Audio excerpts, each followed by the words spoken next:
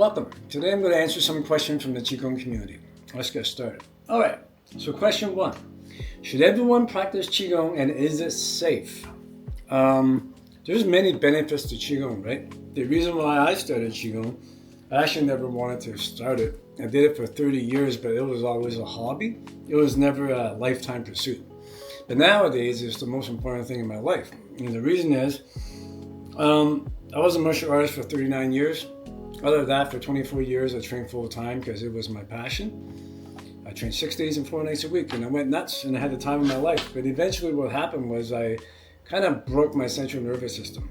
I couldn't walk, I couldn't talk, I couldn't speak, I couldn't think, I couldn't even count to 20. I couldn't even walk 10 feet.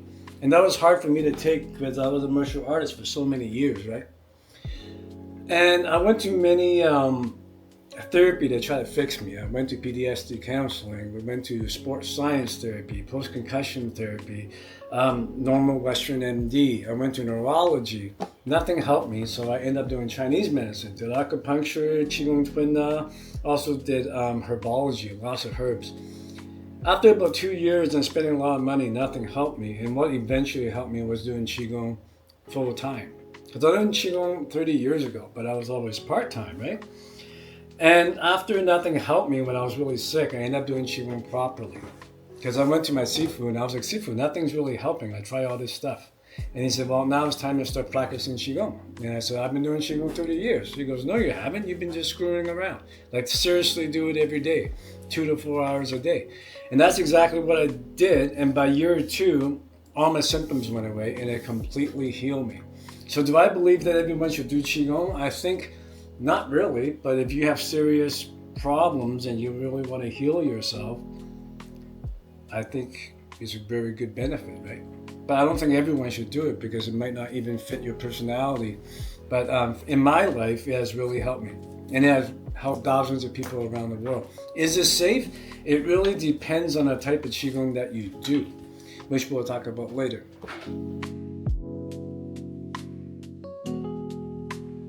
Well, there is a lot of methods, right?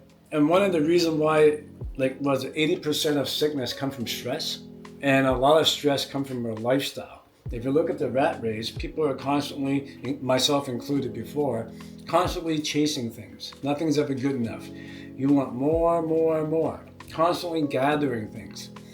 So sometimes people recognize that, and they go and learn Qigong and meditation to try to cure that, to learn how to relax. But the problem is, when they go learn Qigong or meditation, there are many, many methods, right? And a lot of them are doing methods. It's based on gathering different tricks and techniques, and there's many different stages. Rather, it's in Hinduism, like Kundalini, or like in Buddhism, Tantra, or in Taoism, internal alchemy. No matter what tradition you're talking about, there are many stages and many techniques. That's the doing practice, right? So if you get into that kind of mode of greed, of constantly gathering things, you're basically repeating the exact same mindset that got you sick in the first place. So here you are in a rat race, and you're constantly looking for more and more and more, constantly chasing things, which eventually cause chronic stress and get you sick. And you try to cure yourself by learning meditation and Qigong by gathering more and more tricks and stages. Now you're just repeating the same mistake, right? So historically, at least in Taoism, there's 2 types of practice. There's the original Taoism from the Zhou dynasty, from the Neiyi period, which is the oldest scripture in Taoism. It's based on apophatic practice, or emptiness practice, or not doing practice, which Lao Tzu wrote about quite a bit, the idea of wu wei and not doing. You're not doing anything, so that's non-doing practice. It's based on the one. You only do one thing. There's not many things to do. The other way is like the post-Han Dynasty type of Taoism, which is doing practices. There's many, many different styles. There's many, many different stages. For each stage, there's many, many different techniques. Thousands and thousands, right? So you can look at that, the doing practice, as the 10,000, and you can look at the original non-doing practice as the one. So when you say how you should practice Qigong, they're all trying to do the same thing, which is to dissolve back into the Tao, to return to the Tao, right? Doing practices do that through stages. Like in internal alchemy, they'll go turning the essence into the qi, turning the qi into the spirit, turning the spirit into returning to the Tao. So it's kind of like Kundalini yoga. You're trying to open up one chakra at a time, eventually merging to the Tao, right? In not doing practice, you do that on the first day. You don't have to wait for years and do all these different things to try to force it to go up. You just simply do nothing. And if you do nothing, you relax. If you relax, your body relaxes. If your body relaxes, everything goes into the center. If you relax a lot deeper, after a few years, you start dissolving past your body. By that I mean like you lose a sense of your body. Kind of like if you're in a flow tank, like flow tank therapy nowadays, which is so popular, people report that they don't feel like they have a body, or if they're really high off psychedelics, same thing. So basically your nervous system no longer register you have a body, so you dissolve your body, right? After a few years, if you relax a lot more, not only do you dissolve your body, but you go into the field, or you call it your magnetical field, or you call it your aura, you call it your personality bubble, whatever you want to call it, and now you're in that field. And then if you relax a lot more, poof, that goes away. And then you end up merging. And then they call it ego death in like ayahuasca or DMT, right? But it's the same thing. It's the idea that you relax so much, you dissolve. So that's the non-doing practice. The doing practice end up in the same spot, but they do that by doing stage by stage by stage by stage. So obviously, if you look at it intellectually, the non-doing practice is a lot more direct. It's a lot more direct because you don't have to go stage by stage by stage to dissolve. You just dissolve right away. Relax until your body's gone. Relax until you're in the field. Relax until the field disappears and you merge. Simple enough, right? It's like in the West, the most popular representative of non-doing practice would be Zen Buddhism, because Zen is really popular. But there are other non-doing practice, like original Taoism, like we were talking about, or like in Tibet Dochan, right? In Dochan, it is the highest practice in Tibet Buddhism. It's based on non-doing and emptiness. All the doing practice is secondary or not as high level, according to Tibet Buddhism.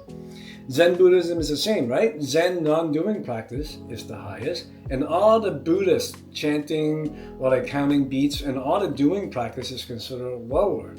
Taoism is the same. The original Taoism of not doing is considered the highest, returning to the Tao, and all the doing practices to get you there is considered not as high level. So which is common sense. If you want to relax and merge, why would you do a bunch of stuff?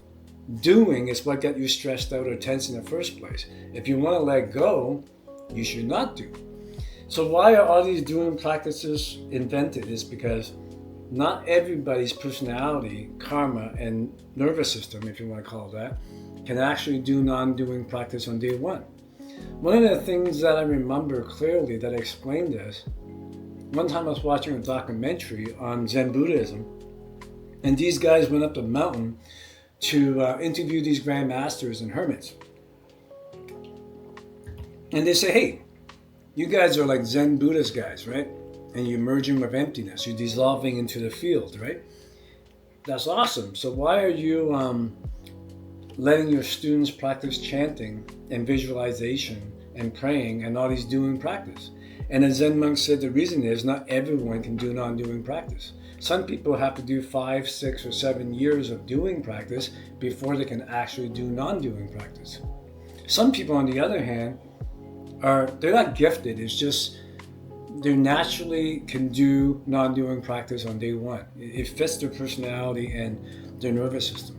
So they get to skip all the doing practice, right? So when you say, how do I practice Qi Gong? Well, there's doing practice and there's non-doing practice. It really depends on your personality. And the best thing to do is try it out and see what you get the best benefits out of.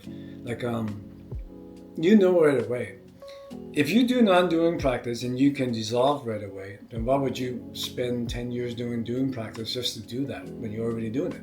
On the other hand, when you do non-doing practice, you have a really, really, really hard time, then you can try some doing practices. And there's many of them, whether it's Hinduism, Buddhism, or Taoism, or even Christianity. There's a lot of doing practice if you dig deep enough. The lineages are out there, right?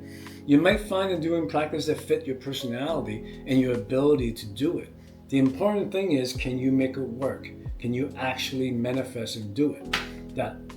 And in the Qigong that I teach and practice is 100% based on the non-doing original methods of Taoism. That's not to say it is better, I'm just saying it fit my personality. Some people have to do doing practice first before they can do non-doing, but we all end up in the same spot, which is non-doing. So I hope that answers your question about that.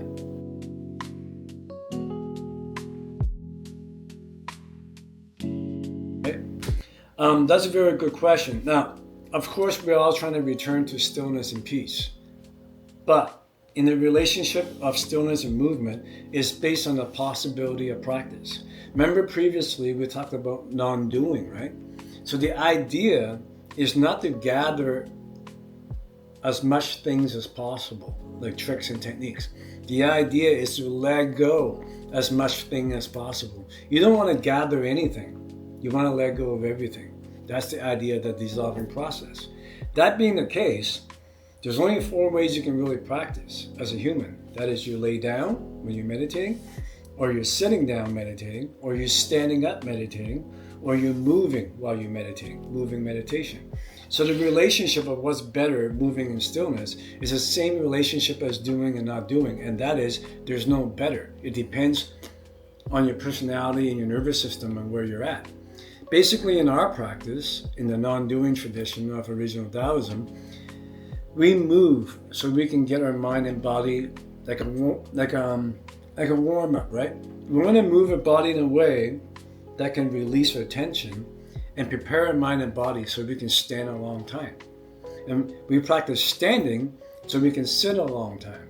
We practice sitting so we can release repressed memory and trauma, reduce stress, anxiety, and depression, and heal our negative emotion. We practice healing emotion so we can finally dissolve and return to the Tao. So that's the order of things. And we lay down because when we're sleeping, we might as well be practicing on a basic level. So that's the order. We move so we can stand. We stand so we can sit. We sit so we can dissolve. And when we're sleeping or when we're laying down, we can keep practicing. So to explain that more clearly, if you just try to do standing a long time, a lot of people have a lot of trouble with that because the mind is yapping really fast and the body feels really stiff. So when you practice moving Qigong, kind of like Tai Chi, right?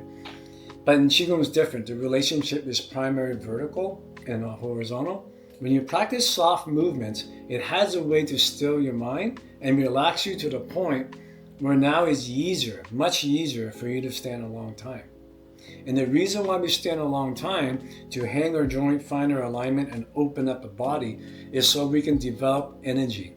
When you stand still and don't move, and you hang your spine, align your body, open up your pores, stretch your bones, and open up the inside of your body and stand there while you're connecting to heaven and earth, what happens is, naturally, your immune system, the blood part of your center, starts to boil, and you start getting more and more and more energy.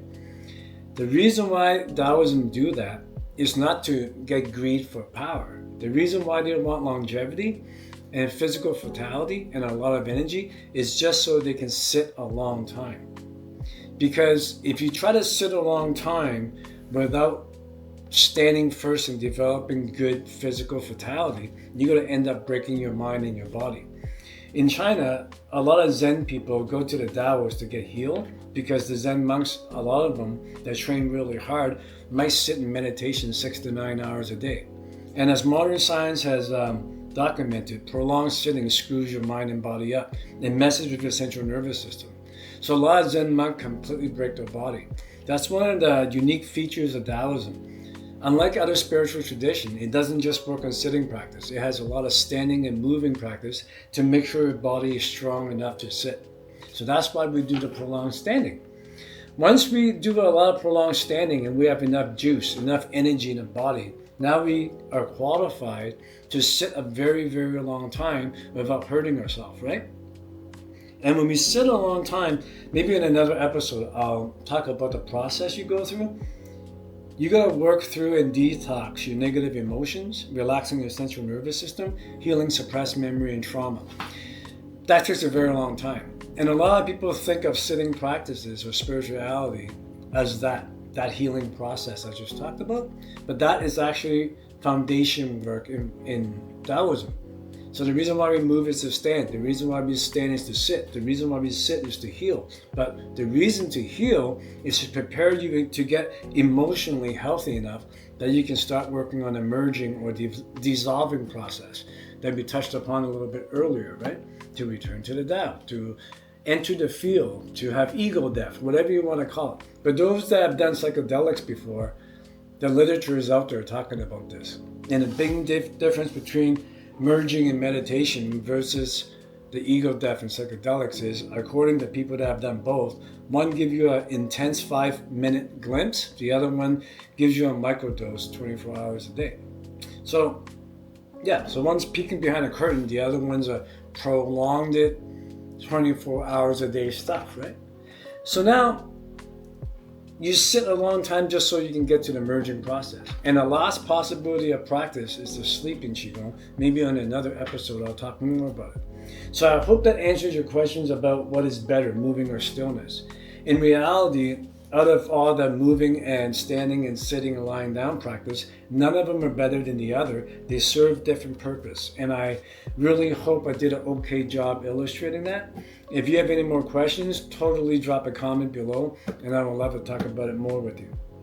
Okay, so on the next episode, we're going to talk about what we're running out of time right now, because this will take probably an hour. So on the next episode, I'll probably talk about what is Qi. That's a very common question. All right. So now the next thing is,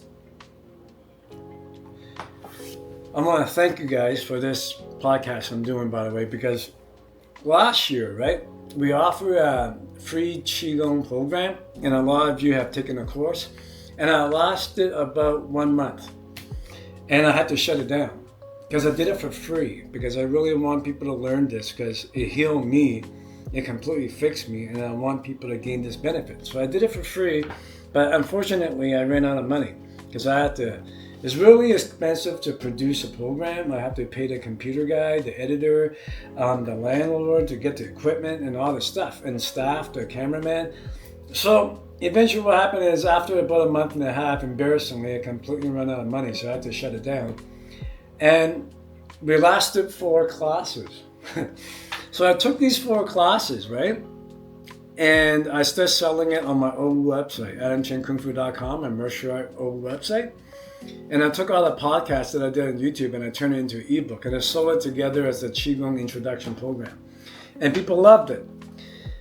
And I didn't think much of it after that, but and I stopped because I ran out of funds. But what happened was I started getting, even to this day, I got a lot of emails of people telling me how that program, which is only based on 4 classes, it was just a warm-up introduction program. But surprisingly, a lot of people wrote letters to me about how it has changed their life, from healing their trauma to reuniting with their family to overcoming suicide and depression. And when I was reading it, it's like dust is in my eye, you know, like it's a real tearjerker. So it inspired me lately to try to do it again. So I gathered some funds and some volunteers who's working for free for a while. And I plan to start the program that's coming up in a month on a new website. And this time I'm going to be smart enough to charge a little bit of fees for the instruction. Hopefully we can keep it going for at least a few years and not run out of money to pay for the expense. So I just want to announce to you in a month, in a new website, AdamChan Live. You can follow me in the description below. It's called adamchanlive.com. We're going to have an entire new Qigong program. But unlike last time, it won't be 4 classes. It will be at least 60 classes. And we're going to cover more in depth. So the last program was more introduction. This new program community is endlessly ongoing. It's going to be a deep dive. We're going to be working on the sitting, the standing, everything we talked about, the moving Qigong, dissolving process, healing the emotion, everything, as deep as we can go. And in the program, it's going to be every week, I'm going to be doing a live stream class with you to give you personalized coaching. Half the class is going to be guided meditation. The other half of class is going to be a live Q&A. Give me a chance to talk to you. What else is there? There's going to be a free student library. So if you miss a class, it doesn't matter because all the classes, you can watch it in the library. And also there's going to be a free student community forum where you can post your question and I can answer your question right away, or I'll do some filming based on your question. And also there's going to be a free once a month 1 hour Q&A. So it'll give me a chance to meet you and talk to you and help you. And every single member that's been on the website for more than 3 months is going to automatically get 80% off of all future workshops and retreat that I'm going to do once a year. And of course, when the website opens, there's going to be a founding member discount rate. That would be a discount forever, as long as the website is up. I know that's a lot of information, but anyways, if my work has helped you shift in a certain way, I'm very grateful that you guys have inspired me to keep on doing this. See you guys in a month. Go into the description of this video, follow the link, adamchanlive.com, drop in your email, and I'll give you you'll get updates and notification for when the Taoist community is finally open. But please give me a month. We're really working hard to set it up. And again, thank you everyone for all your emails the past year. We're going to try to get it going. See you next time.